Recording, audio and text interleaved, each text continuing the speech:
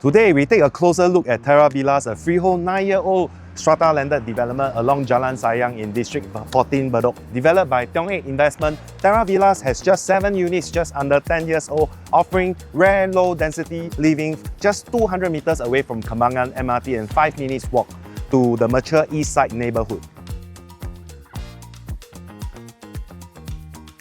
At 4,000 square feet, this is a layered family home with distinct spaces for entertaining, retreat, work and outdoor living. This is how much you need to pay for this home. Let me break it down. $1.2 million upfront for the down payment and stamp duty, and your monthly mortgage starts around from $10,000 a month. So the real question is this: does this cluster house we are seeing now offer value against other landed houses and larger format condos?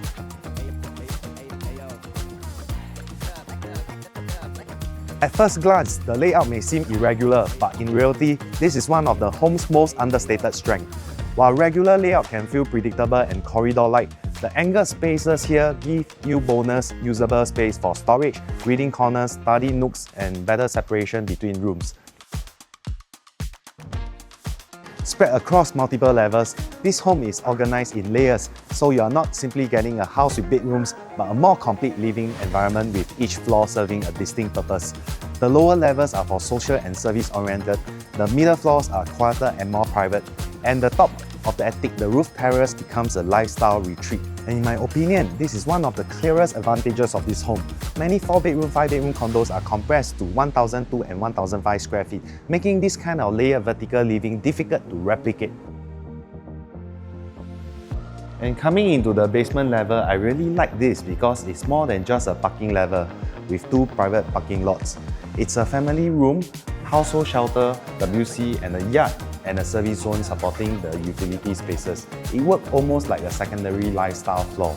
With 2 private parking spaces integrated at this level, the arrival experience feels more private and distinctly landed in character.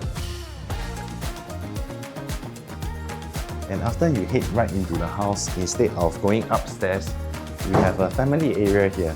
This flexible space can work as a lounge, play area, gym, or a quieter reading zone. For larger families, this separation is very valuable, allowing different activities to take place on different levels, while the surrounding areas take care of the storage, built-in, and utility use. And now, do you notice how the house changes once we step into the first story? It's where the home becomes more lifestyle-driven, and it's the social heart of the house where daily life opens up and the home begins to reveal itself. From here, the home transitions naturally into the dining area. The dining space feels more anchored, intimate, and better suited for shared meals and longer conversations. Beyond that, the kitchen is set slightly apart, overly exposed, which helps the whole floor read in a cleaner and more composed way. For many Singaporean families, the dry and wet kitchen setup is especially important, allowing the home to present well when guests are over while keeping the house more functional with the cooking zone and the wet area separated. And one of the most appealing features on this floor is the rear outdoor extension. It changes the character of the space by turning it from a chill area into an area to dry your laundry. And moving up to the bedroom floors, there are 2 ensuite bedrooms at both level 2 and level 3. This is where the home becomes quieter, more private and more family focused. And this is one of the key selling points here as a corner unit. The home enjoys a more unblocked outlook, so the room feels brighter, more open and better ventilated. The bedroom layout also works well because it does not feel repetitive or corridor-like. The rooms have better separation, stronger privacy, and more individual character. Another big plus is the practicality that all bathrooms have windows and the balcony adds more lights and breathing space into the upper floor. Overall, the bedroom feels practical, private, and well suited to a real family living. And now, this is the favorite part of my house, which is level 4, the attic level. What I really like about this level, it feels almost like a private suite of its own. It could work beautifully as a master retreat, a private suite for an older child, a guest suite, a home office with adjoining bedroom, or even a more lifestyle-led studio floor.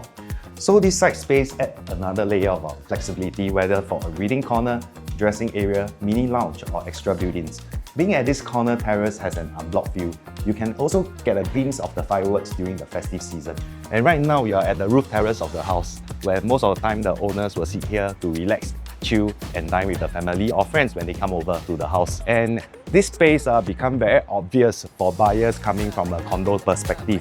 Okay, it's very obvious you are no longer limited to a single horizontal layout, but you can enjoy multiple layers of living, including private outdoor space, private living spaces below.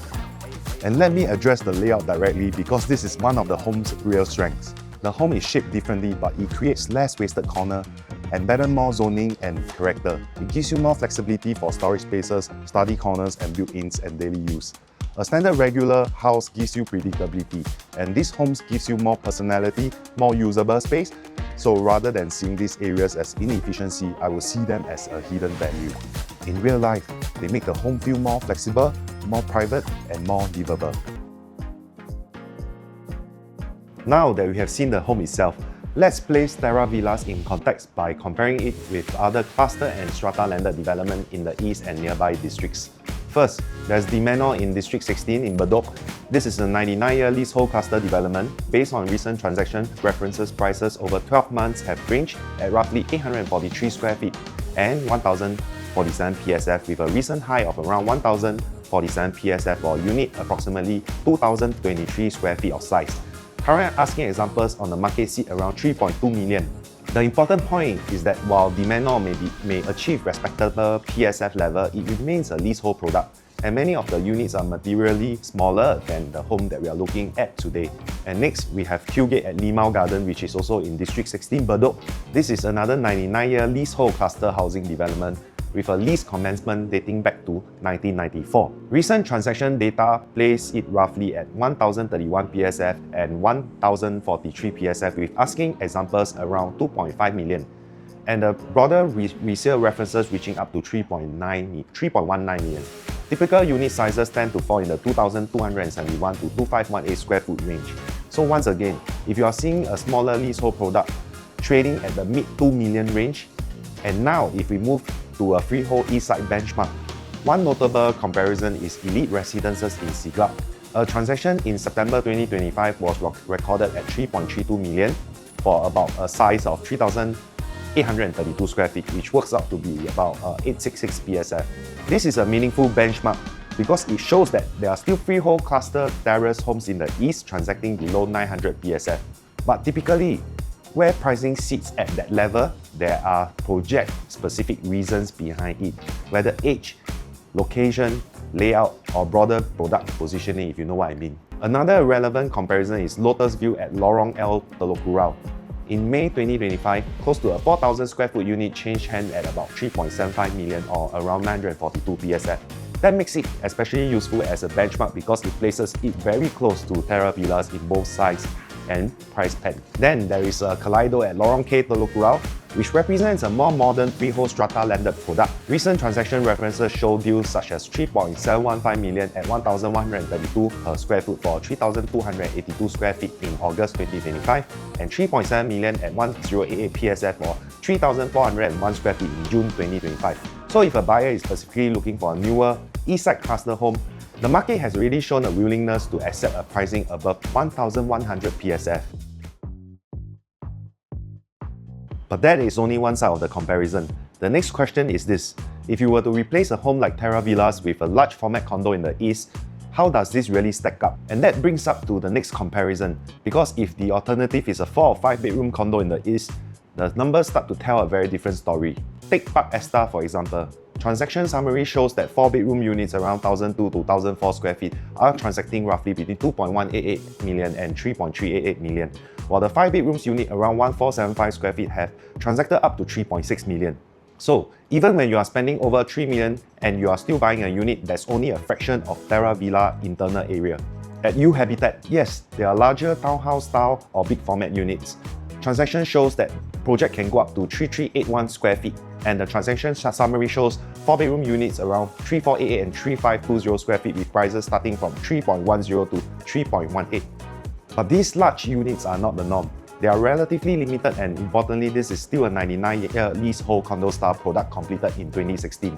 Another project, Sims Urban Oasis, transaction data shows 4-bedroom units about 1,206 square feet to 1,007 square feet selling from 1.75 to 2.82 million, and 5-bedroom units 1,733 to 2,033 square feet about 2.68 million to 3.05 million. A current asking example of a 4-bedroom unit is around 2.8 million for 1,400 square feet, and again, much smaller internal space but much higher PSF. Waterbank at Dakota, the project offers 4-bedroom units about 1,572 square feet and a rare 5-bedroom units at 2,820 square feet. Transaction data shows 4-bedroom sales from 1.9 million to 3.5 million, while the 5-bedroom transaction hit 4.38 million. So if a buyer really wants large condo space, they quickly enter a price territory that's already competing directly with landed format homes. At Urban Treasures, the project is freehold, but the 4-bedroom are only sized at 1,270 square feet, and the transaction summary shows that sale price at 2.324 million to 2.5 million. And again, comparing against nearly a 4,000 square feet of livable space at Terra Villas, it's not really a substitute in terms of family spatial experience. And for arena residences, this one actually drops out of the comparison for true family sizing because the project only goes up to 3-bedroom layouts with sizes around 807 and 1324 square feet. So transaction prices starts from 1.13 million to 1.188 million. But since there are no 4 or 5-bedroom layout, this does not serve the same buyer profile at all. Ultimately, this is not just comparison of numbers, it's comparison of lifestyle, flexibility, and long-term ownership value. So when you buy Terra Villas, you're not simply buying bedrooms, you're buying a basement family zone, a proper entertaining floor, multiple private bedroom levels, and a secluded attic retreat, a roof terrace lifestyle space, and above all, a freehold address in the east. It is this layering of space, privacy, and lifestyle that sets this home apart. This is Terra Villas along Jalan Sayang.